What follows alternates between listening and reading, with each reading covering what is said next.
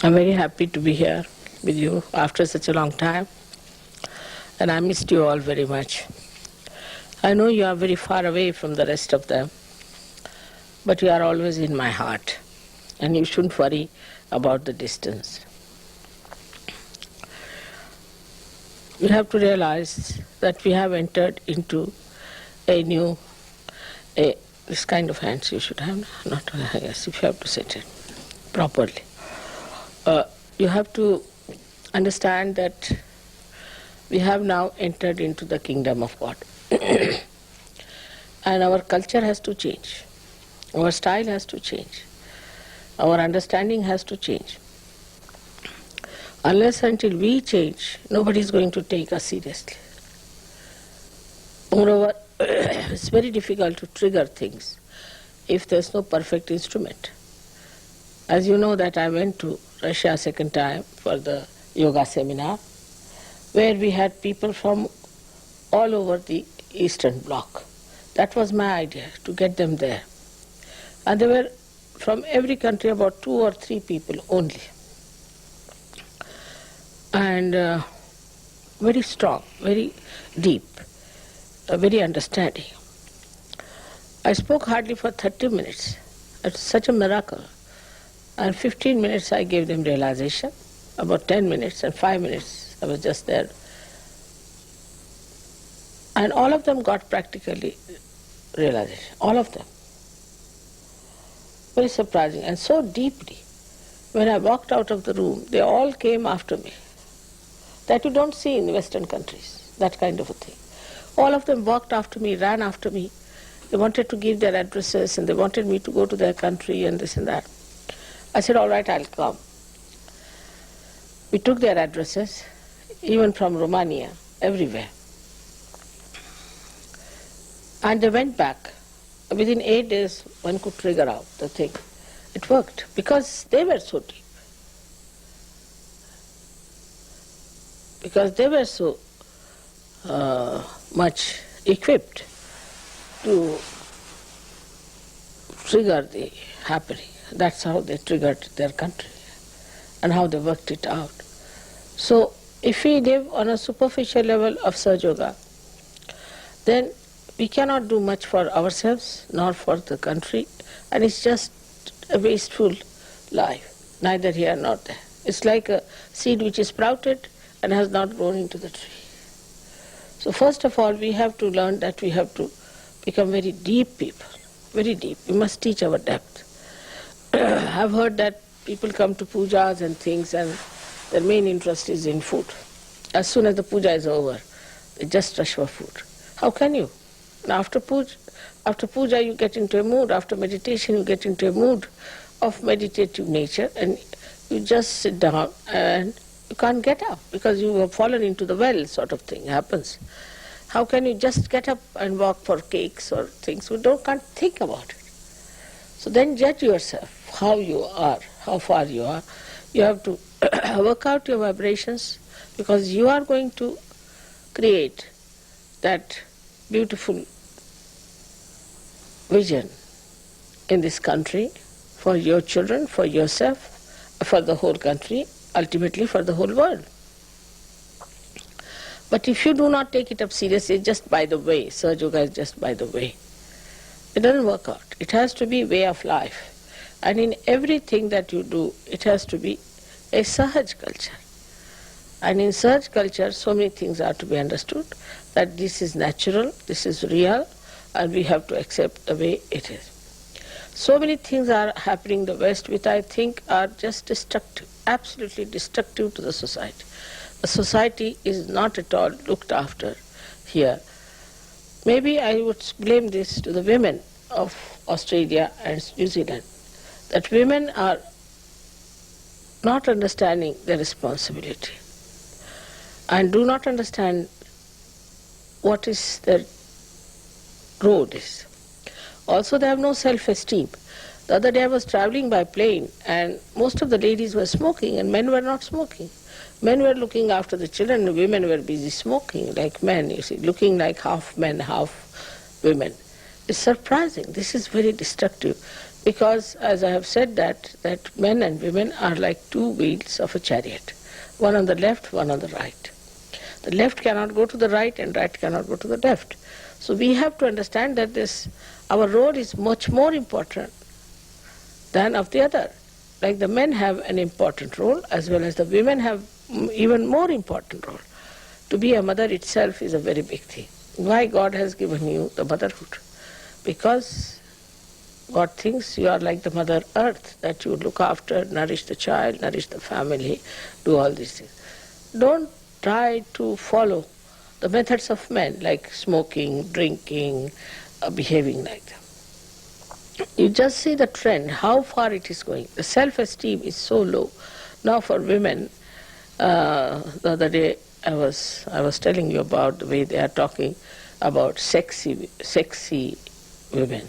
I mean, one should be ashamed of saying such a thing for women, because one should take an objection. We are not prostitutes that every man should look at us and enjoy us. Why? Are we sold out for them, or are we something for show? The women have no self-esteem. They fight on wrong things. They don't fight on the right things. The right is that you should be respected, and you should not be treated like something on the show, that any man can look at you, and and that the men should look at you, then you have some value. It's nonsense.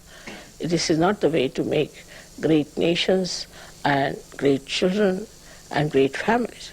So the society of any country depends on the women, which is a very solid work, which is underground. They don't want to show off. Any country which has got good women make good societies. And I must say the credit goes to Indian women in India.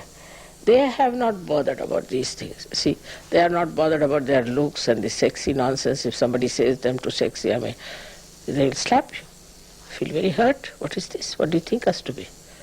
And to be proud of what work you are doing. Of course you have to work outside and do something else, but who will look after the children? Who will manage the household? Who will keep the peace of the house is to be seen. So in such culture one must understand that women have to be women and men have to be men. But men must learn to respect the women as housewives. They must really respect them very much. If they do not respect their women, then also they will retaliate, there will be a rebellion, and there's all this women's slip, and that has started. It's the mistake of men, not of women so much, because they have challenged their personality so much that now they have started behaving like this. So in Sahaja Yoga we respect the women. We allow them their own freedom, we trust them, and we treat them equal. They have to be equal. They may not be similar, but they are equal. Though both the wheels have to be equal, otherwise one is smaller, one is bigger, then the chariot will never move forward, it will go round and round and round. So that is to be understood. That's very much important nowadays in the West, because I find slowly the derailment is towards hell. All these thoughts are going to take people to nowhere, because nobody takes the responsibility of molding creating moral values for children. You have to give proper breeding.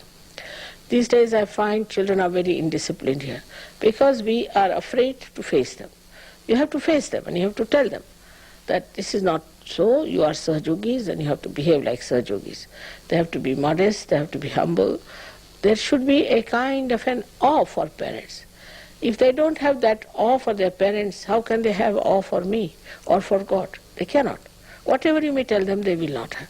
If they have no awe at all for the parents who are Sahajogis, that means these children will become wayward like other children. And that is a very big risk you are running, because I am depending on the children who are born realized, and I don't want them to go hayward, because the parents have not looked after them and faced them.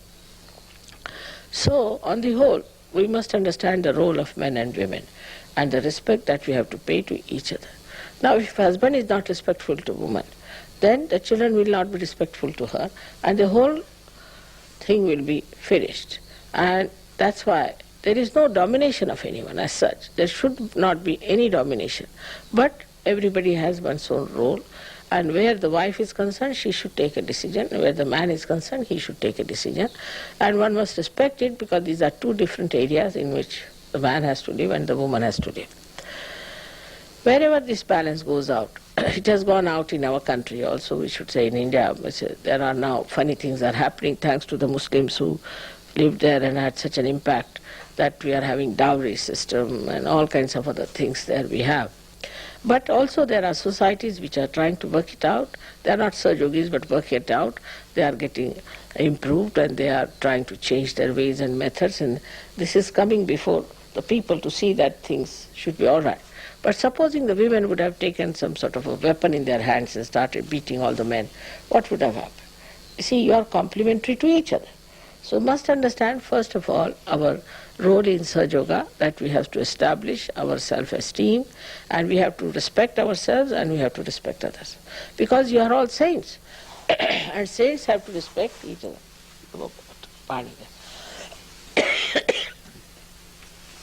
I've been talking all the time. So you have to respect the saints, that you are a saint and another one is a saint. I always give the example of Namadeva. Namadeva was a tailor, a great poet and a great saint. And he went to see another one whose name was Gora Kumbhar, who was a potter.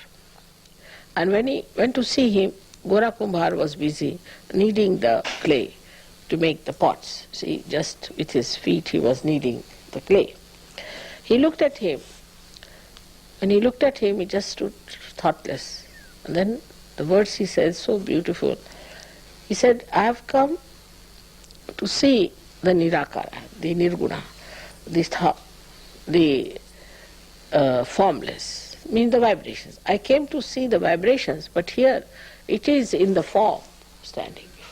What an appreciation, what an adoration from one saint to another who had never seen another person, that I see the whole of this Nirakara, the Nirguna, is in the form of you.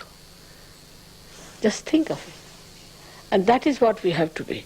But if we cannot trust other Sahajogis, we cannot love each other, we cannot understand each other, that means we are something lower than others.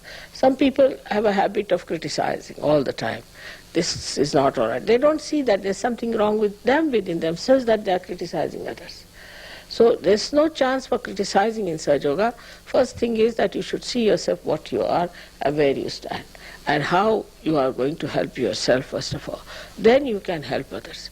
But there is no need at all to put a critical eye on others, because then you become good for nothing. You learn all the bad things, you see all the bad things in other people, and what do you develop is a non-collective personality, which is such a headache to us, and ultimately you have to go out of Sahaja. As I said, there are two forces that are working in Sahaja. The first one is the one by which you are attracted. It's called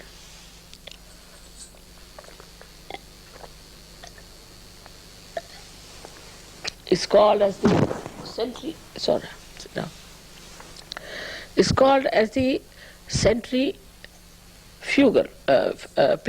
centripetal force by which you are attracted.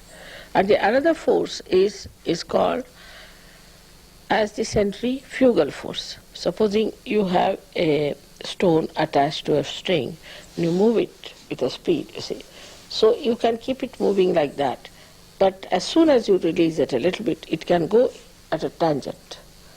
In the same way, there are two forces by which, when we are attracted towards Sahaja Yoga, we keep one with it.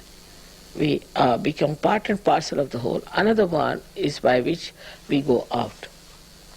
Now I find that going out has become a very strong force, and I get quite worried about it. Not only that you go out, but you go out with very great problems. And this is what I've seen in